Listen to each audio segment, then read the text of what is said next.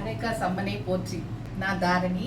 எல்லாருக்குமே தெரியும், தொலைஞ்ச பொருளை திரும்பி கொடுக்கறதுல அவளுக்கு நிகர் அவளே தான்.